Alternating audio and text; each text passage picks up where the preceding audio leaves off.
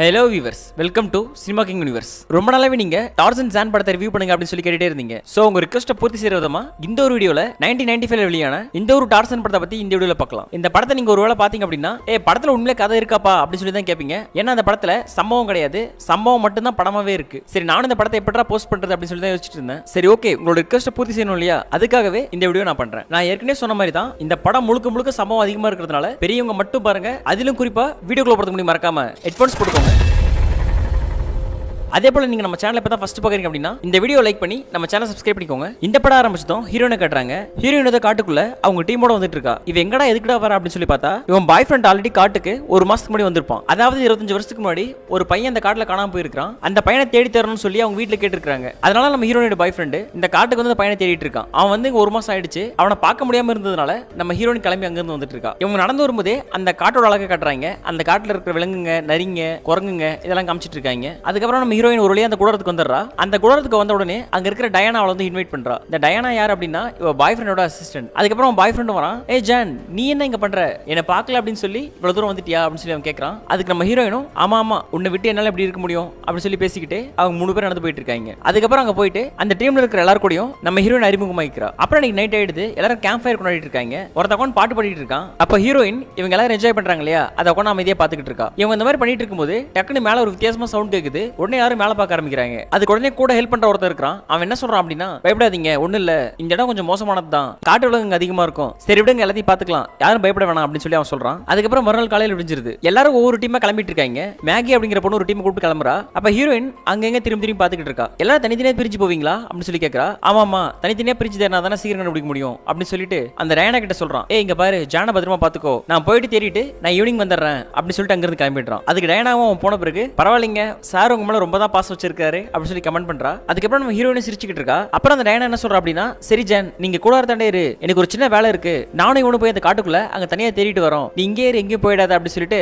அந்த ஹெல்ப்பரை கூப்பிட்டு அவன் அங்கிருந்து போயிடுறா. அவங்க போன பிறகு ஹீரோயின் கூட தாண்ட இல்லாம இந்த பக்கம் என்ன இருக்கு அப்படி சுத்தி பார்க்கலாம் அப்படின்னு சொல்லிட்டு இந்த பக்கம் வந்துடுறா. அதுக்கப்புறம் அடுத்த சீன்ல பார்த்தா இந்த போனால டயானா அவ என்ன பண்ணிட்டு இருக்கா அப்படின்னா அந்த ஹெல்ப்பர் கூட சேர்ந்து பங்கமா சம்பவம் பண்ணிட்டு இருக்கா. ஆக்சுவலி இந்த சீன்லாம் ரொம்ப ஓப்பனா இருக்கும், அதுக்காக தான் பெரியவங்க மட்டும் பாருங்க அப்படின்னு சொல்லி நான் சொன்னேன். அப்புறம் அவங்க அந்த மாதிரி பண்ணிட்டு இருக்கும்போது நம்ம ஹீரோயின் அப்படியே காட்டு வழியா ஏதோ ஒரு பக்கமா நடந்து போயிட்டு இருக்கா. இவன் நடந்து போயிட்டு இருக்கும்போது தடுக்கி கீழே கல்லு மேல விழுந்து அங்கே மயங்கிடுறா. இந்த மாதிரி மயங்கி இருக்கும்போது தான் நம்ம ஹீரோ காட்டுறாங்க. நம்ம ஹீரோ யாருன்னா டார்சன் அப்படின்னு சொல்லப்படுற அந்த காட்டுவாசி தான். அவன் தூரத்துல இருந்து திங்கிறது கிடைக்குமா அப்படின்னு சொல்லி ஓடி வரான். அப்படி ஓடி வரும்போது பார்த்தா நம்ம ஹீரோயின் கீழே விழுந்து கிடக்குறா. அவளை பார்த்ததும் யார் இது, வித்தியாசமா இருக்கு, இதை விலங்கா இருக்குமோ இல்ல இது யாரா இருக்கும் அப்படின்னு சொல்லிட்டு நம்ம ஹீரோயின் நோண்ட ஆரம்பிக்கிறான். ஆக்சுவலி இவன் இதுக்கு முன்னாடி எந்த பொண்ணையும் பார்த்தது இல்ல. அதனால என்ன பண்றான் அப்படின்னா, ஏன்னா இது வித்தியாசமா இருக்கு, நமக்கு இது மாதிரி எல்லாம் இல்லையா அப்படின்னு சொல்லி உண்மையிலேயே நம்ம ஹீரோ காட்டுவாசி மாதிரி நடிச்சிருப்பாப்ல. அதுக்கப்புறம் கொஞ்ச நேரம் கழிச்சு அவளை மோந்து பார்த்துட்டு அவளை அங்கிருந்து தூக்கிட்டு வேற இடத்துக்கு ஓடி போயிடுறான். அதுக்கப்புறம் ஹீரோ அவனை தூக்கி அவ இடத்துக்கு போட்டுட்டு அவளோட பாடி ஷேப்பையும் இவனோட பாடி ஷேப்பையும் கம்பேர் பண்ணி பார்த்துக்கிட்டு இருக்கான். இன்னும் இவளுக்கு மேல ஒரு மாதிரி இருக்கு, நமக்கு அந்த மாதிரி இல்ல, இவளுக்கு கீழே ஒரு மாதிரி இருக்கு, நமக்கு அந்த மாதிரி இல்ல அப்படின்னு சொல்லி கம்பேரிசன் பண்ணிட்டு இருக்கான். இவன் அந்த மாதிரி பண்ணிட்டு இருக்கும்போது நம்ம ஹீரோனுக்கு டக்குன்னு மயக்கம் கலைஞ்சிருது. உடனே அவன் எழுந்து பார்த்துட்டு பயப்படுறா, இவனை தள்ளி விடவும் செய்யறா. ஆனா அவன் வித்தியாசமா பண்றத பார்த்துக்கிட்டு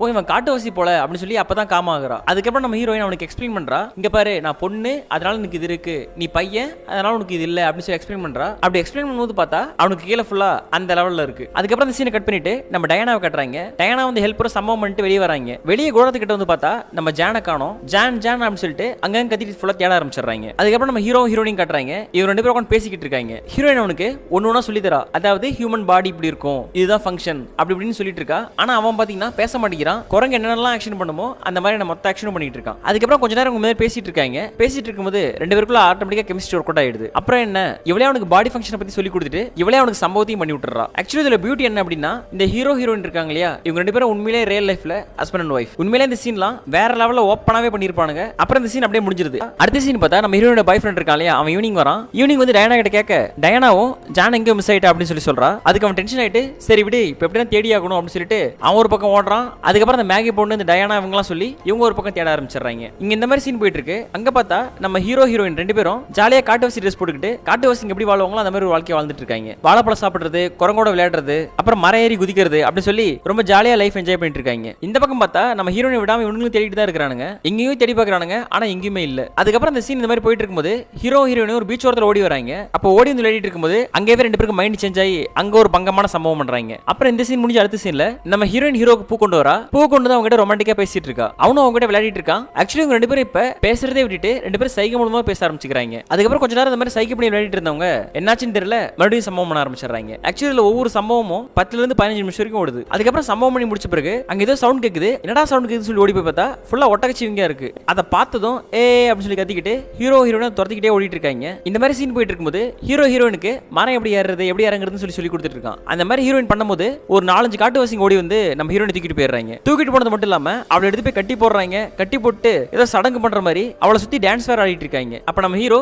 ஜான் எங்க போயிட்டு அப்படின்னு சொல்லி தேடிட்டு இருக்கான். அதுக்கப்புறம் ஒரு வழியா இந்த காட்டுவாசிங்க கும்பல் கிட்ட தான் இருப்பான் அப்படின்னு சொல்லி கண்டுபிடிச்சிடறான். கண்டுபிடிச்சு அசந்தரமா பார்த்து ஹீரோனை காப்பாத்திடுறான். இதுல என்ன ஒரு பிரச்சனைனா அவ காப்பாத்தி கூட்டு போற நேரத்துல ஒரு காட்டுவாசி கிளம்ப பார்க்க அந்த குரூப்பே உங்களை துரத்திட்டு வருது. அதுக்கப்புறம் இவங்க ரெண்டு பேரும் ஐயோ அம்மா அப்படின்னு சொல்லி கத்திட்டு ஓடி போறாங்க. ஓடி போயிட்டு ஒரு மத்தடியில இருந்து ஒளிஞ்சிட்டு இருக்காங்க. ஒளிஞ்சிட்டு இருக்கும்போது நம்ம ஹீரோயின் என்ன பண்றா அப்படின்னா அவங்க கூட சீரியஸா தான் நின்னுட்டு இருக்கான். ஆனா இவ கவனம் இல்லாம அவனை அப்படி இப்படி பண்ணி மைண்ட் சேஞ்ச் பண்ணிட்டு இருக்கா. அப்புறம் அந்த மரத்துக்கடியில வச்சு ரெண்டு பேரும் பயங்கரமா சம்பவம் பண்றாங்க. சரி சம்பவம் பண்ணி முடிச்ச பிறகு அதுக்கப்புறம் மறுபடியும் அந்த காட்டுவாசி இருந்தா இல்லையா அந்த இடத்துக்கே திருப்பி வந்துடுறாங்க. அங்க வந்து பார்த்தா தான் தெரியுது அங்க ஒரு சின்ன பாக்ஸ் இருக்கு. அந்த பாக்ஸ்க்குள்ள ஒரு லெட்டரும் இருக்கு. அந்த லெட்டரை பார்த்துட்டு இருக்கும்போது டக்குனு நம்ம ஹீரோ வந்து வாங்கிக்கிறான். அப்பதான் ஹீரோயினுக்கு புரிய வருது நம்ம தேடி வந்த அந்த பையன் இவன் தான். 25 வருஷத்துக்கு முன்னாடி இவன் தான் காணாம போயிருக்கான் அப்படின்னு சொல்லி ஹீரோயினுக்கு தெரிய வந்துருது. அதுக்கப்புறம் ஹீரோயின் ஹீரோக்கு கண்ணாடி கொடுக்குறா. இதை பாரு இதான் உன் ஃபேஸ் அப்படின்னு சொல்லி ஃபேஸை காட்டுறா. அதை பார்த்ததும் அவன் ஏ ஏ அப்படின்னு சொல்லி இந்த காட்டுவாசிங்களை அப்படி கத்துவாங்களோ அந்த மாதிரி கத்திக்கிட்டு இருக்கான். அதுக்கப்புறம் இந்த சீன் இப்படியே போயிட்டு இருக்கு. அவன் நம்ம ஹீரோ கிட்ட என்ன சொல்றா அப்படின்னா நம்ம நாளைக்கு ஊர் கிளம்ப போறோம். சோ இன்னையோட அந்த கார்டை விட்டுட்டு என்னோட அப்பா அம்மாவை பார்க்க போறோம். உன்னை 25 வருஷமா அவங்க தேடிட்டு இருக்காங்க அப்படின்னு சொல்லி ஹீரோயின் அவங்க கிட்ட பேசிட்டு இருக்கா. அதுக்கப்புறம் இந்த சீன் இப்படியே முடிஞ்சிருது.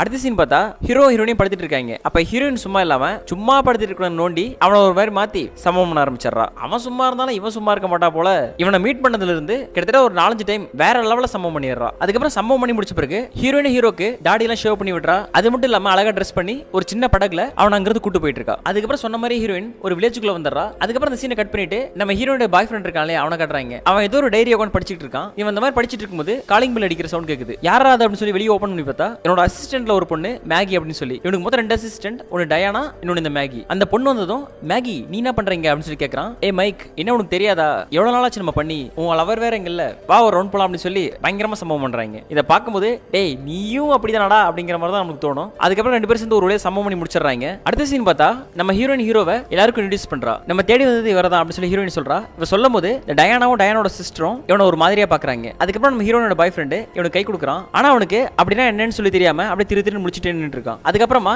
இவங்க அந்த மாதிரி நடந்துக்கிறாங்க இல்லையா இவங்க கல்ச்சரை ஹீரோ வித்தியாசமா பாத்துக்கிட்டு இருக்கான். அப்புறம் ஹீரோயின் அங்க இருக்கிற ஒவ்வொருத்தருக்கா தேங்க்ஸ் பண்றா. தேங்க்ஸ் டீம் உங்களோட சப்போர்ட் இல்ல அப்படின்னா கண்டிப்பா இவரை கண்டுபிடிச்சிருக்க முடியாது. நம்ம இங்க இருந்து இவரை கொண்டு போய் உங்க அப்பா அம்மா கிட்ட சேர்த்துற வரைக்கும் இன்னொரு 3 days அவர் இங்க தான் இருக்க போறாரு அப்படின்னு சொல்லி ஹீரோயின் சொல்றா. அதுக்கப்புறம் நம்ம ஹீரோயினோட பாய் ஃப்ரெண்ட் என்ன சொல்றான் அப்படின்னா சரி உங்களுக்கு என்ன வேணா கேளுங்க உங்களுக்கு எல்லா வசதியும் இங்க இருக்கு அப்படின்னு சொல்லி சொல்றான். அதுக்கப்புறம் ஹீரோயின் ஹீரோக்கு அவன் தங்கறதுக்கான ரூம் காட்டுறதுக்காக கூட்டு போயிடுறா. அப்ப அந்த டயானாவும் அவங்க சிஸ்டர் என்ன பேசிக்கிறாங்க அப்படின்னா ஏய் இதெல்லாம் பார்க்கவே ரொம்ப ஓவரா இருக்கு. நம்ம எவ்வளவு நாளா தேடிட்டு இருந்தோம் இவளுக்கு எப்படி உடனே கிடைச்சான். ஆனா பார்க்க கொஞ்சம் பயங்கரமா தான் இருக்கான் அப்படின்னு சொல்லி அவன் பாடியை பத்தி இவங்க 2 பேரும் பேசிட்டு இருக்காங்க. அதுக்கப்புறம் ஹீரோயின் ஹீரோக்கு ரூம் காமிச்சிட்ட பிறகு அங்க சர்வெண்ட் இருக்கா. அந்த சர்வெண்ட் கிட்ட இங்க பாரு சாருக்கு என்ன கடலாம் அதை அரேஞ்ச் பண்ணி கொடுக்கணும். சரி நீ போய் ஃபர்ஸ்ட் ஜூஸ் கொண்டு வா அப்படின்னு சொல்லி ஹீரோயின் சொல்றா. அதுக்கப்புறம் வெளியே போனதும் நம்ம ஹீரோ என்ன பண்றான் அப்படின்னா நம்ம ஹீரோயின் மேல பாய ட்ரை பண்றாப்ல. உடனே அதுக்கு ஹீரோயின் என்ன சொல்றானா ஏய் இது காடு இல்ல இது சிட்டி. நம்ம நினைச்ச மாதிரி நினைச்ச நேரத்துக்குலாம் இருக்க முடியாது. அதுக்கு ஒரு டைம் இருக்கு. அது மட்டும் இல்லாம ஃபர்ஸ்ட் நான் உன்னை கொண்டு போய் உங்க அப்பா அம்மா கிட்ட சேர்த்தணும் அப்படின்னு ஹீரோயின் சொல்றா. டிராவல் பண்ணி வந்து ரொம்ப டயர்டா இருக்கும் நீங்க ரெஸ்ட் எடு நான் போய் என் ரூம்ல ரெஸ்ட் எடுக்கிறேன்னு சொல்லிட்டு ஹீரோயின் அங்க இருந்து போயிடுறா. இவ போன பிறகு நம்ம ஹீரோக்கு ஒரு மாதிரியா இருக்கு. என்னடா இது பயங்கரமா சம்பவம் பண்ணலாம் சொல்லி பார்த்தா